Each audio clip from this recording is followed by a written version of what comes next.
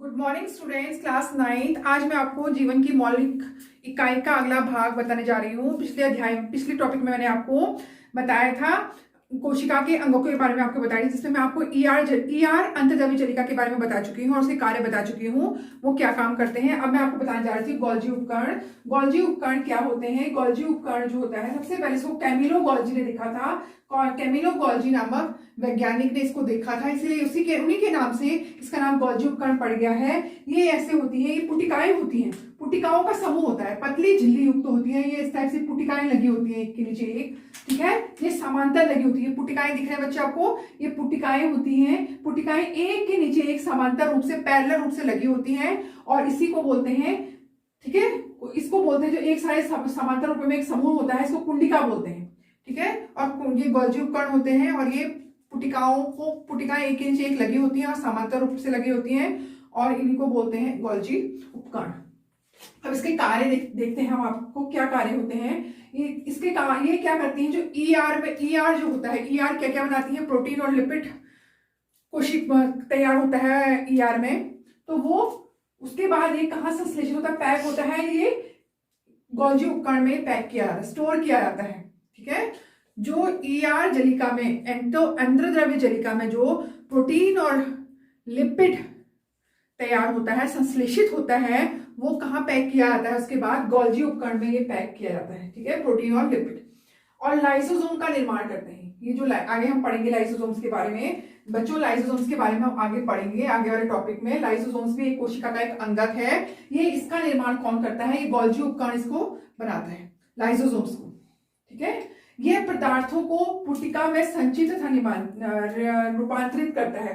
Golgi उपकरण एक काम और करता है कि जो ईआर जरा जो पदार्थ तैयार होते हैं वो इस पुटिकाओं में पैक रहते हैं और फिर उनका ये रूपांतरित करते हैं दूसरे पदार्थों में। रूपांतरित किसमें करते हैं? ये सरल शर्करा को जटिल शर्करा में बदलते हैं। ये क्या काम करते हैं? सरल शर्करा को जटिल शर्करा में बदलते हैं, इसका रूपांतरण करते हैं, ठीक है बच्चों। तो ये हमारा गोल्जी उपकरण हो गया है। अब हम पढ़ेंगे लाइसोसोम्स के बारे में। लाइसोसोम्स जो होते हैं वो क्या होते हैं, इसको हम आत्मघाती थैली भी बोलते हैं। तो लाइसोसोम्स होते हैं, इसको हम आत्मघाती थैली, सुसाइड बैग भी बोलते हैं बच्चों। ये हम इसको क्यों बोलते हैं, क्वेश्चन बहुत इंपॉर्टेंट एग्जाम में पूछा जाता है, आप बताते हैं। तो इसलिए एक बहुत शक्तिशाली एंजाइम होता है, ठीक है।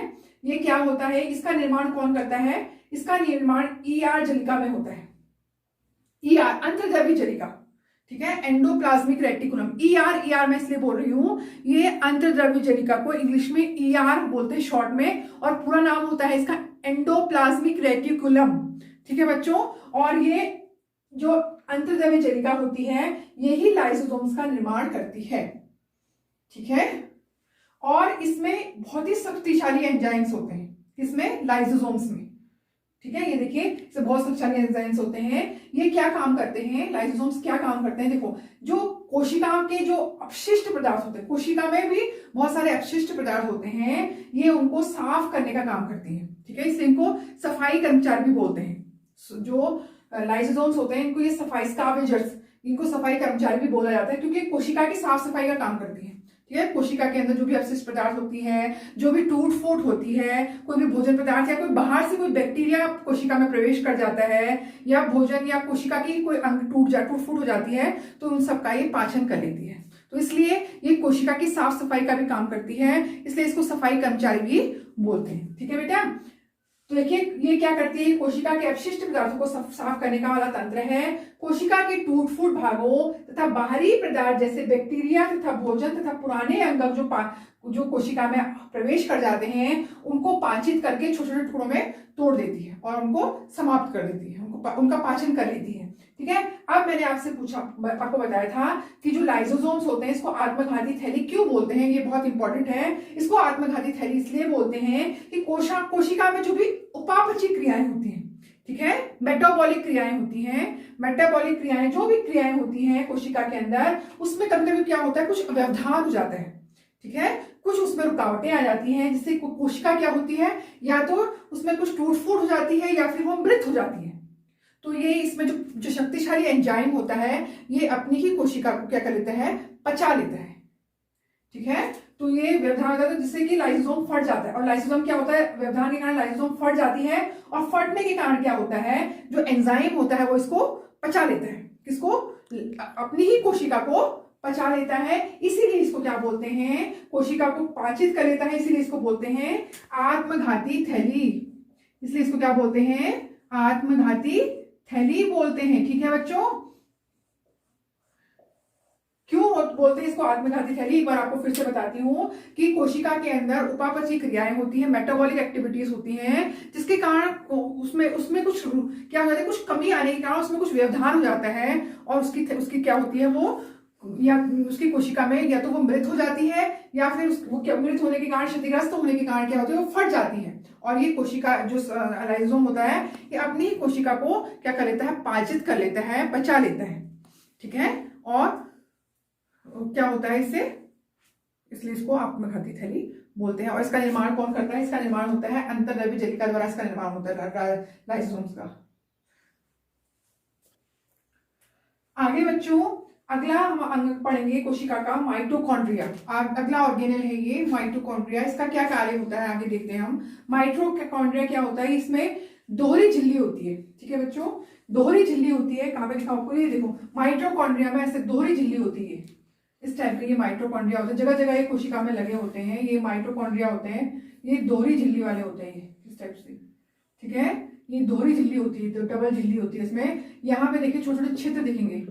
जो बाहरी झिल्ली होती है क्या होती है? छिद्रित होती है, इसमें छोटे छोटे छेद होते हैं। ठीक है, पोर्स होते हैं छोटे। जो बाहरी लेयर होती है, 2 लेयर होती है इसमें।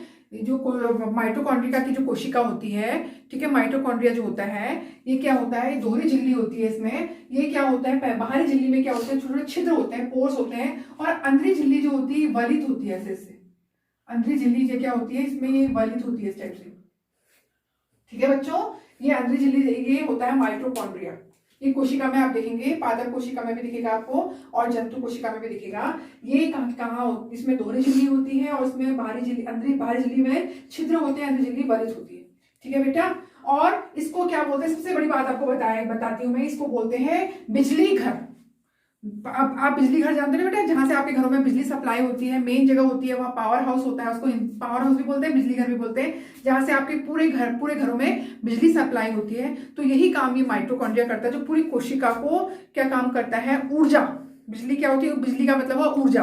पूरी ऊर्जा जो एनर्जी होती है, सप्लाई का काम कौन करता है? माइटोकॉन्ड्रिया करता है, इसलिए इसको बिजली घर बोलते हैं। ये केवल ये वाला अंग जो होता है, ये ऑर्गेनल जो होता है, केवल यूकैरियोटिक कोशिका में पाई जाती है। केवल यूकैरियोटिक कोशिका में ये पाई जाती है, जो एडवांस कोशिकाएं होती हैं। ठीक है, जो विकसित कोशिकाएं होती है यूकैरियोटिक, इसी में यह माइटोकॉन्ड्रिया पाया जाता है। देखिए कोशिका में ही होती है, यह दोहरी झिल्ली से बना होता है। बाहरी झिल्ली छिद्रित होती है और अंदर भीतरी झिल्ली वलित होती है। ठीक है, और इसके कार्य क्या होते हैं बच्चों? इसमें एटीपी होता है, जो ऊर्जा होती है, ऊर्जा जो होती है ये क्या होती है? ऊर्जा जो एटीपी के रूप में इसमें संचित रहती है, जमा रहती है। ठीक है, जो ऊर्जा होती है इसमें क्या होती है? ऊर्जा एटीपी के रूप में संचित। एटीपी का फुल फॉर्म, ये बहुत इंपॉर्टेंट, एटीपी का फुल फॉर्म होता है एडिनोसिन ट्राइफॉस्फेट। लिखा है मैंने बच्चों, एडिनोसिन। एक बार बच्चों मैंने सारी चीजें आपको ब्लैक बोर्ड में लिख के दे रही हूँ, तो आपको कोई चीज आपको कहीं नहीं मिल रही है तो आपको ब्लैक बोर्ड, आप ये जो बोर्ड में मैंने लिखा हुआ है, इसको भी आप इससे भी आप अपना जो क्वेश्चन है वो सॉल्व कर सकते हैं। तो एटीपी, ठीक है बच्चों, तो इसका एटीपी का फुल फॉर्म है एडिनोसिन ट्राइफॉस्फेट। ये ऊर्जा जो होती है, ये इसी रूप में ऊर्जा जो होती है, इसकी मुद्रा होती है। ठीक है, किसकी? एडीपी क्या होती है? एडीपी क्या होती है? ऊर्जा नहीं, ऊर्जा जो एडीपी होती है, ये ऊर्जा की मुद्रा होती है। और माइटोकॉन्ड्रिया में ऊर्जा जो होती है एटीपी के रूप में ही स्टोर रहती है, संचित रहती है। ठीक है, तो इसका जो होता है अपना खुद का राइसोसोम होता है और डीएनए होता है। देखो यहाँ पे बीच बीच में जगह जगह लगे होते हैं, कहीं पे डॉट डॉट दिखाई देंगे आपको, कहीं पे डॉट डॉट दिखाई देंगे, ये इस टाइप से ऐसे लगे होंगे, इसको ये होता है इसका डीएनए। ठीक है, और ये डॉट डॉट कहीं पे ऐसे दिखाई देंगे। अब ये होता है राइबोसोम्स। राइबोसोम क्या होता है? इसमें प्रोटीन संचित रहता है। ठीक है, राइबोसोम में प्रोटीन। डीएनए क्या होता है? आनुवांशिक गुण लिए रहता है, हेरिडिटी गुण लिए रहता है, और खुद का डीएनए तथा राइबोसोम होता है इसका। और जो माइटोकॉन्ड्रिया था, इसका अपना खुद का डीएनए और खुद का राइबोसोम होता है। ठीक है बच्चों, अगला मैं आपको बताती हूँ प्लास्टिड। प्लास्टिड क्या होता है? प्लास्टिड भी एक कोशिका का एक अगला अंग है। ये क्या होता है प्लास्टिड? प्लास्टिड जैसे ऐसे कोशिका में छोटे ऐसे लगे होते हैं, ये इस टाइप से ग्रीन कलर के ऐसे कोशिका में जगह लगे। तो प्लास्टिड्स क्या होते हैं? इसको कोशिका का किचन भी कहते हैं, रसोई घर कहते हैं। ठीक है, इसको कोशिका क्या क्या कहते हैं, किचन कहते हैं, रसोई घर कहते हैं। रसोई घर में क्या होता है, हमारा खाना बनता है, हम, ठीक है। तो ऐसे ही कोशिका का जो खाना है यही तैयार होता है। इसका जो प्लास्टिड्स होते हैं ये केवल पादप कोशिकाओं में होते हैं, मतलब प्लांट सेल्स में पाए जाते हैं प्लास्टिड्स। समझ में आया बच्चों आपको, ठीक है। और इसका अपना खुद का, इसमें भी ये अपना खुद का डीएनए तथा राइबोसोम होता है। ये जो प्लास्टिड्स होता है इसका भी अपना खुद का डीएनए तथा राइबोसोम होता है। अब बच्चों ये देखिए, ये प्लास्टिड जो होते हैं 3 प्रकार के होते हैं, ठीक है। पहला होता है ल्यूकोप्लास्ट। पहला जो होता है प्लास्टिड ल्यूकोप्लास्ट। ल्यूकोप्लास्ट ये क्या होता है, ये इसकी कोशिकाएं जमीन के अंदर होती है, ठीक है। जो पौधे का जो हिस्सा जमीन के अंदर होता है उसमें ल्यूकोप्लास्ट पाया जाता है, ठीक है। ये जमीन के नीचे कोशिकाओं में, जैसे जड़ जो जमीन के अंदर होती है उसमें ये ल्यूकोप्लास्ट पाया जाता है, ठीक है। और दूसरा होता है क्रोमोप्लास्ट। क्लोरोप्लास्ट ये लाल या भूरे रंग का होता है। ये कौन से भाग में पाया जाता है, पौधे के तने और टहनियों वाले भाग में पाया जाता है क्रोमोप्लास्ट, ठीक है। क्रोमोप्लास्ट होता है, ये लाल और भूरे रंग का होता है, ये टहनी और तने वाले भाग में पाया जाता है। तीसरा है क्लोरोप्लास्ट। क्लोरोप्लास्ट जो होता है ये हरे रंग का होता है। हरे रंग के अलावा ये पीले और नारंगी रंग का भी होता है, ठीक है। ये पीले और नारंगी रंग का भी होता है, ठीक है। कौन कौन होता है पीले और नारंगी रंग का बच्चों, क्लोरोप्लास्ट। क्लोरोप्लास्ट तो आप सभी जानते हैं, जिसके कारण जो पौधे होते हैं उनका कलर जो होता है, जो लीव्स होते हैं उनका कलर ग्रीन होता है, ये आप सभी लोग जानते हैं। तो क्लोरोप्लास्ट होता है, ये हरे और भूरे रंग का होता है, हरे और हरे रंग का होता है, कुछ नारंगी और पीले रंग के भी होते हैं। इनके कार्य देखिए आप, सबसे पहले आप क्रोमोप्लास्ट और क्लोरोप्लास्ट के कार्य देखिए। ये क्या काम करते हैं, ये कार्बन डाइऑक्साइड सनलाइट की प्रेजेंस में, कार्बन डाइऑक्साइड सनलाइट और वाटर की प्रेजेंस में क्या करते हैं, ये फोटोसिंथेसिस प्रकाश संश्लेषण की क्रिया द्वारा अपना भोजन स्वयं तैयार करते हैं, ठीक है। कौन करते हैं ऐसा काम, क्रोमोप्लास्ट और क्लोरोप्लास्ट। और ल्यूकोप्लास्ट क्या काम करते हैं, इसमें फूड स्टोर रहता है। फूड किस रूप में स्टोर रहता है, स्टार्च, तेल और प्रोटीन के रूप में इसमें खाना संचित रहता है, किसमें, ल्यूकोप्लास्ट में, ठीक है बच्चों। अगला रंग आपको बता रही हूँ बच्चों, अगला अंग होता है, अगला ऑर्गेनल होता है रसधानियां। रसधानियां को इंग्लिश में वैक्यूल बोलते हैं और इसको रिक्तिका भी बोलते हैं, ठीक है। और ये कहाँ पाई जाती है, पादप कोशिकाओं में और जंतु कोशिकाओं दोनों में पाई जाती है। ये पादप कोशिकाओं में बड़ी होती है इसका आकार, और जंतु कोशिकाओं में छोटी होती है। आप अगर डायग्राम देखेंगे प्लांट सेल और एनिमल सेल का तो आपको ये दिखाएगा 50 से 90% का कोशिका का, पादप कोशिकाओं में कोशिका का 50 से 90 आयतन का भाग आपको रिक्तिका ही, रसधानियां ही घेरे हुए दिखाई देंगी। तो ये पादप कोशिकाओं में बहुत बड़ी होती है, कोशिका का आधे से ज्यादा भाग ही घिरी रहती है रसधानियां, ठीक है बच्चों। देखिए इसमें यह ठोस एक तरल पदार्थ को संचय करती है, थैली होती है, ये थैली जैसा आकार होता है इसका। ये इसमें ठोस तथा तरल पदार्थों का संचय होता है, स्टोर होता है, इसलिए इसको स्टोर रूम भी बोलते हैं। कोशिका का इसको स्टोर रूम भी बोलते हैं। ये ठोस तथा तरल पदार्थों को संचय करती है, संचय थैलियों में संचित करती है, ठीक है। पादप में इसका आकार कोशिका के आयतन के 50 से 90% तक होता है। अभी मैंने आपको बताया पादप कोशिकाओं में इसका आकार बहुत बड़ा होता है और ये 50 से 90% आयतन का स्थान ये घेरे रहती है पादप कोशिकाओं में, और जंतु कोशिकाओं में बहुत छोटी होती है पादप कोशिकाओं की अपेक्षा, ठीक है। और कार्य इसके क्या होते हैं, ये कोशिका को कठोरता और स्फीति, रिजिडिटी, ठीक है। स्फीति माने इसको लचीलापन देती है, ठीक है, और कठोरता प्रदान करती है रसधानियां, ठीक है। और कोशिका में ये अतिरिक्त जल तथा अवशिष्ट पदार्थों को निपटारा करती है, कोशिका से बाहर करने का काम करती है। अतिरिक्त जल और अपशिष्ट पदार्थों को कोशिका से बाहर करने का काम करती है रसधानियां।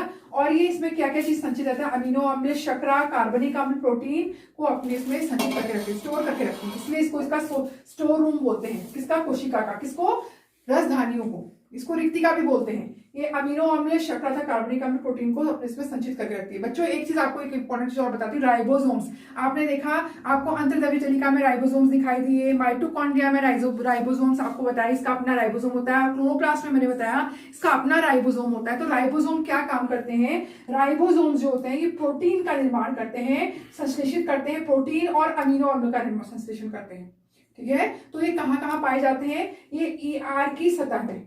ईआर मैंने लिखा है, ईआर का मतलब होता है अंतर्द्रव्य जलिका, मैंने शॉर्ट में लिखा है, ये इसको बोलते हैं अंतर्द्रव्य जलिका।